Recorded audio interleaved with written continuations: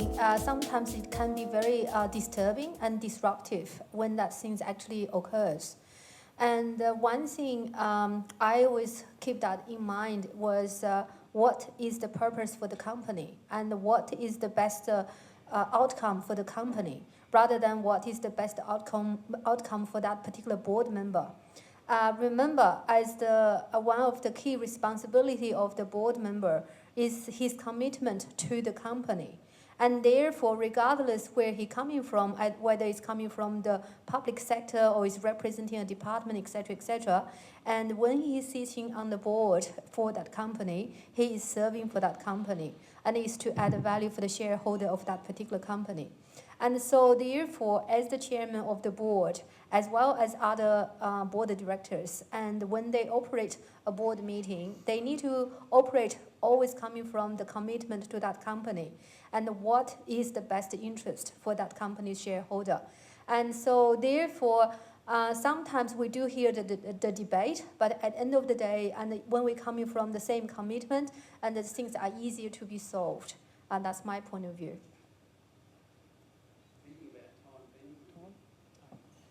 Yes, hello, I'm Ben Rafter, I'm from the CFO Centre. I was just wondering, just with regards to the panel's views on probably an area that's close to my heart is around corporate governance, and particularly with the field of people here, when it comes to what's your views and the board's expectations around ensuring that the business operations adhere to the corporate governance practices. So my experiences in the past have been on board audit committees, and one of the key responsibilities is the adherence to statutory obligations and financial governance, particularly around banking governance and all that. But I was just wanting to just understand your views when it comes to smaller businesses and probably family businesses, and where they should be at when it sits down and do this. We can talk about his strategy and what the outlook looks like, but when it comes to the actual governance of how we get there. So we've seen with his environmental issues with a particular energy company in Australia. I've seen own examples where he's a business forecast. It looks amazingly fantastic, but it doesn't meet any banking requirements as well. So I just want to get an appreciation of where you see a board's expectation is where they should be fed that information, and also mentor back down the other way to the CEO to say, this is something that should be brought to a board's knowledge at each board meeting.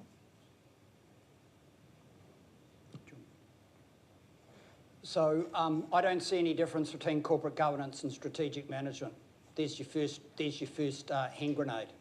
So a lot of people that I work with, so board members, academics, others, they couch corporate governance in compliance terms as you've rightly described.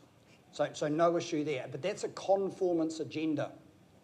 The commentary this evening is really a plea to say there's a forward-facing piece called strategic management. Tricker talked about it when Eels introduced this language, corporate governance, in 1960. He defined it as the functioning of the polity, so that the functioning of the board. And necessarily, that has got a compliance piece to it and a performance piece to it. And so Adrian Cadbury, RIP, talked about corporate governance being the means by which companies are directed and controlled. Again, a performance piece and a conformance piece. So I guess a bit of a frustrated answer here, that it's not at you, sir, it's more of a marketplace answer, when we seem to limit corporate governance to simply compliance activity, where the people that invented the term saw it as the whole gamut, including all of the performance stuff, including strategy, but not releasing the compliance stuff. So it's both and. And I think that boards into the future need to learn how to grapple with both, because we can't give up the conformance piece. We've still got to make sure that we run our businesses well, that we comply with the rules, and we keep our people, our suppliers, and our customers safe. I agree. I mean, you can't ignore conformance. It has to be there. There's particularly a lot of onus on directors with increased litigation and a whole range of other things. But strategy is clearly a focus, and it's something I agree with.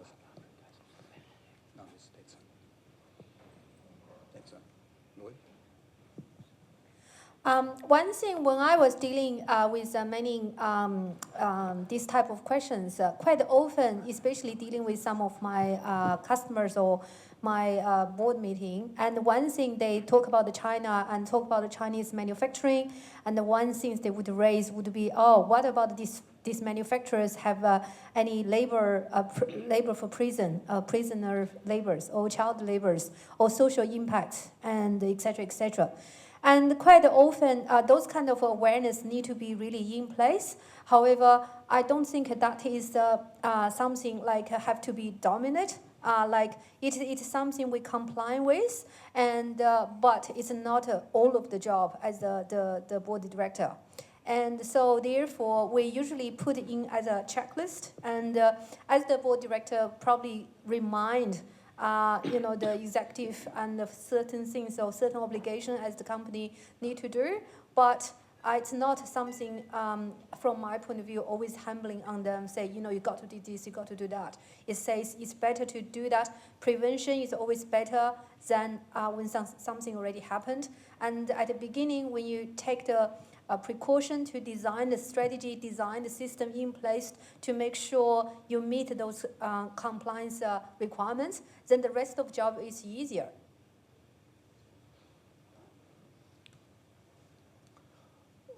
I wish that was true in our international dealings with many countries. It's a challenge. We're always being asked to devalue invoices and all these sort of things. The tariff trade harmonisation codes are a real barrier to reducing import duties. But once they get inside the country, then they can apply another subsection to the harmonisation code. So we're paying more duty to get in, like going into the Chinese market, our product suddenly is 24% dearer than if it was free. And they're barriers, right?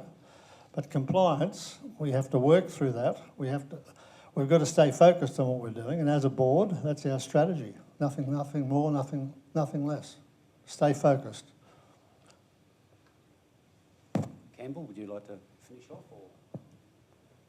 Australians love red tape. I was watching the TV news, was it yesterday morning, the day before, ladies and gentlemen, and there was that incredible survival story about the guy in Darwin Harbour who fended off the croc, throwing the spark plugs and the spanners at it. Yeah. And sadly, his companion, the older man, drowned. And, but then I was taken by, they had some guy there they were interviewing who's saying, like this guy was a fisherman, out there as well, saying, well, they're out in a small boat, it's too small, they should have tougher regulations so they can't. I think there is a big issue there. I don't know. I tried. That was one of the things I was always against, believe it or not. I guess it's like death and taxes. There's something else that it's more regulation. So I suppose we've got to try and deal with it in the best, most practical way that we can. In small companies, we've got to try and come up with ways of dealing with it that does satisfy the letter of the law that we can point to. So we're a small company. There's only 4 of us, 2 or 3 employees. But we do have a workplace health and safety policy. It's plain English. See how it maps against the Act. We do sit down and we have toolbox meetings and say to the staff, how do we actually deal with safety issues and that sort of thing. At least we can demonstrate that. Maybe we don't even write it down. Maybe we videotape the whole thing. We've got a pile of compliance evidence, which is reasonably effortless. There are probably ways around it. But I guess it's about scaling it in the right sort of way and doing your best there and to satisfy the letter of the law, but not one bit more, please. I've always hated red tape. I really, truly hate red tape. Thank you, guys. Look, thinking about time, I well imagine there's probably 3 or 4 other hands that wanted to go up and ask questions, but we could be here till midnight. Guys, before you go, Common Wine have actually donated the door prize, and I couldn't help myself, but I can't take it home because I'm a carry-on. I'm actually going to give it to everyone in green and gold because the All Blacks have just been sticking it to us for far too bloody long. So we're going to give it to you in green and gold. Do you want me to talk about the Reds? No. Look, while my wife Julie's giving those to you, I will actually ask Mark to come up and say a few words on behalf of Henrik Curran, who's been our major sponsor. And as I said before, without them we would not be here. So, and then I'll get you to draw your prize. My prize? Yes. Excellent. Thanks, guys. You can take your seats. While they're making their way behind me, I'd just like to thank you all firstly for coming along. We're proud as Henry Curran to be supporting initiatives like this that can help small to medium enterprises develop their potential. And one of the ways in which you can develop your potential most is to have a good governance structure that helps you develop your strategy, helps you to identify the way forward, and helps you to achieve that success as you work on it. One of the things that Peter was talking about, I think the most important thing actually is what he has up here as his final slide. It's questions. You want people who will ask you questions that help you define what it is that your business is going to do. You want to be able to ask questions within your business about how you can achieve better success. And you want to be able to ask questions of your customers and suppliers that help you interact with them better. Please don't think that you have the answers. One of the greatest skills that you have is to ask the right questions. And on that note, thank you all again.